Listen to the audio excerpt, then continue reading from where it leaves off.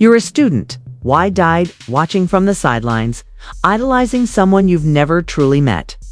And then suddenly the universe throws you into their orbit. That's exactly what happened when Rick Ross got a chance to work with Birdman. What began as quiet whispers online erupted into a full-blown storm the moment that video hit. The footage was explosive. Rick Ross and Birdman. Faces tense, shoulders squared, looking like a fight could break out any second. Every blog lit up. Fans debated nonstop, and the internet collectively held its breath. Was this a resurgence of old grudges, or something freshly ignited? Let's rewind. Let's unravel the chaos. Admiration had mutated into raw, palpable tension. The saga between Rick Ross and Birdman wasn't new, it was decades in the making. For anyone paying attention, the history runs deep. And yet, this new footage dragged every unresolved emotion back into the spotlight, stirring up old memories between the Maybach music titan and the Cash Money Og. Once, Rick Ross and Birdman were inseparable. Southern rap royalty, bound by respect, trust, and shared ambition. But as soon as you work closely with someone you once admired, the facade sometimes crumbles. Back in 2008, they even dropped a joint mixtape, The H, officially hitting in May 2013. Tracks like Flashy Cars and Born Stunner showcased a bond built on mutual respect. Rick Ross had openly called Birdman his idol, someone who pushed him to reach higher, to grind harder. And Birdman returned the love, calling Ross a brother, mentoring him in the ruthless chessboard of the industry. So how did that brotherhood fracture so completely? To understand, you need to rewind further to Birdman's bond with Lil Wayne. The feud between Ross and Birdman didn't arise in a vacuum. It was a ripple from the storm brewing between Birdman and his longtime protege, Lil Weezy. Birdman discovered Wayne in the Magnolia Projects of New Orleans, barely 9, spitting raw fire. Recognizing the spark, he took the kid under his wing, signing him to Cash Money Records in 1993. Wayne saw Birdman as a father figure, especially after losing his stepdad in 1997. For years, nothing seemed capable of breaking them. They made hits, built empires, and Birdman would say Wayne was his son, someone he'd die for. But by late 2014, cracks appeared. Wayne took to Twitter, claiming he was imprisoned creatively at Cash Money. That Birdman was holding the Carter V hostage and refusing to pay him what he was owed. By January 2015, he filed a $51 million lawsuit against Birdman and Cash Money Records, accusing them of betrayal. That's when Rick Ross stepped in. Already running Maybach Music Group, he had long respected Wayne, not just his music, but the integrity behind it. Seeing Birdman allegedly mistreat someone he admired flipped a switch. That loyalty Birdman preached, it didn't match reality. From that moment, Ross spoke up, refusing to stay silent. Admiration turned into disillusionment. The closer you get, the more the illusion shatters. Birdman was blocking Wayne's album, stalling his career. And when the Lil Wayne tour bus was shot in Atlanta in April 2015, miraculously without injury, the streets whispered connections back to Birdman, though the case was eventually dropped. The shadow alone was enough to shift the entire dynamic. From that point, Ross went all in. He unleashed pointed bars on Black Market and dropped Color Money in December 2015, making it clear he wasn't just talking, he was indicting. Every line targeted Birdman, a declaration that what many suspected about? Wayne's treatment at Cash Money was true. By April 2016, Birdman stormed the Breakfast Club live interview, declaring, "Put some respect on my name." The line became legend. Ross countered with a video sending bottles of Bare Rose to Charlemagne, pure calculated petty energy. The feud wasn't just drama, it was personal. Ross was no longer just defending Wayne. He was taking a stand against every slight, every broken promise. Every betrayal he had witnessed firsthand when idols become rivals dropped. It wasn't just another diss track, was a cinematic ambush. The song felt less like music and more like a public trial. Rick Ross putting everything he saw, every betrayal, every shady move on full display.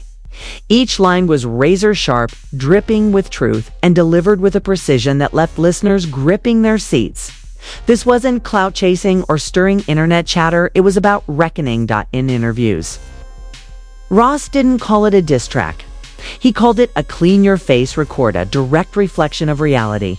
He wanted Birdman to face the truth, not through rumor, violence, or online drama, but through pure, unfiltered music.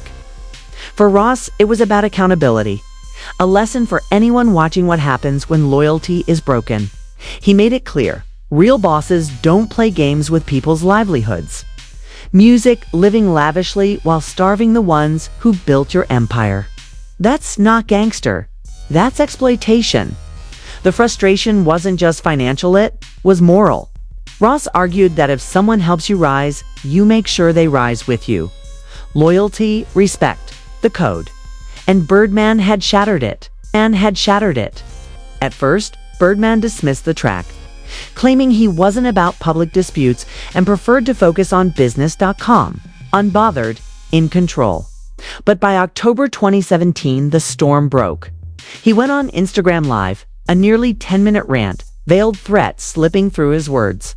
You don't want to see no murder. He warned, never naming names, yet everyone knew who he meant. Emotion overruled strategy. Ross, unfazed, countered with a video in a paradisiacal setting, palm trees, blue water, but every word cut deep. His message, stop performing and start paying Lil Wayne what he's owed. 5 years of delays, frustration, and legal battles couldn't be ignored. The track wasn't just music. It was a declaration. Respect isn't earned with designer chains or empty threats. It's proven through action. Meanwhile, Lil Wayne and Birdman existed in the same studios, under the same roof, tension thick enough to choke the air. After years of lawsuits, by June 2018, a $51 million settlement finally brought resolution. Wayne regained control of the Carter V, left Cash Money with his full stake in Young Money, and reportedly walked away with over $10 million. Public reconciliation followed months later at Lee Louisiana Fest, where Birdman embraced Wayne, declaring his love in front of thousands. Emotional, historic, the kind of moment fans thought would never come. But the feud with Rick Ross, that simmered. By July 2022, Birdman reignited tension on DJ Academic's podcast, accusing Ross of biting his style, flipping the Cash Money blueprint to build Maybach Music Group to Birdman. This was betrayal, personal and deep. He claimed he helped craft the Ross the world now sees and that his former brother had turned lessons into rivalry. No love remained. Facetto-face action, not tweets or tracks, was the only way he'd handle it even today. Birdman sounds genuinely bewildered, unable to grasp why Ross turned from brotherhood to beef. From his perspective, the bond had been real friendship, mentorship, family. But Ross's loyalty flipped and the saga continued. That lingering confusion, that mix of pride, hurt, and disbelief, exactly what keeps the Rick Ross versus Birdman tension alive today. Even as the world moved on, Birdman frames Ross's interference as stepping into sacred territory, a family matter outsiders shouldn't touch, especially someone who once called him brother. Every subtle jab, every line hinting at betrayal carries weight. From the inside, the story grows darker. Gouda Gouda, a loyal Young Money soldier, paints a raw picture of life behind the headlines. While fans saw lawsuits and tweets, the camp was grinding, relentlessly making music, building empire, surviving the chaos. That kind of focus, that loyalty under fire, it's legendary. Then there's Trick Daddy, Miami royalty, connected to both sides. He offers a rare, balanced perspective. Birdman is a titan of business, but he mishandled critical moments. Outsiders like Ross stepping in. Controversial. Yet even Trick Daddy admits Birdman could have acted faster, smoother, avoiding years of chaos. Even after Wayne and Birdman reconciled, the echoes linger. By 2024, when Ross had a public exchange with Drake, the old feud resurfaced. Drake, a Young Money alum, pulled the empire's past into the present, proving the tension spans generations. In 2026 and 2027, fans still dredge up the saga whenever Ross drops a bar or a track. Loyalty, betrayal, and lessons learned, they remain etched in the culture. Now, the standoff of ego, pride, and legacy. Ross, older, richer, sharper, flaunts estates, chains, and his billionaire mindset. Birdman, exuding old-school boss energy, flexes control, respect, and influence. Neither will blink. For Ross, it's principle, accountability. For Birdman, it's legacy, proving dominance after decades. Clash of values. Clash of eras, rumors of Ross gearing up for a new project in late 2025 set the internet ablaze. Cryptic tweets, interviews, and leaks had fans speculating. Idols Become Rivals Part 2. Birdman responded subtly. Real bosses don't repeat moves. They make new ones. Shade? Warning, the fire reignited. This feud has evolved. Birdman embodies old-school empire contracts. Loyalty, control.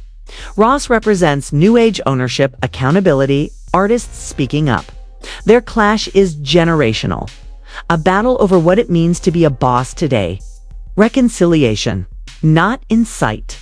Fans thrive on the drama. Every vague post, every lyric analyzed, sparks viral debate. Hip-hop watches, waits, and speculates. Even as time passes, the tension simmers quiet, heavy, unavoidable. Idols Become Rivals isn't just a track, it's a legacy, a warning, a lesson in loyalty, betrayal, and power. Ross and Birdman shaped an era, left indelible marks, and proved that in this game. Respect, principle, and pride carry consequences. And as always in hip-hop, the story isn't over. Egos never sleep.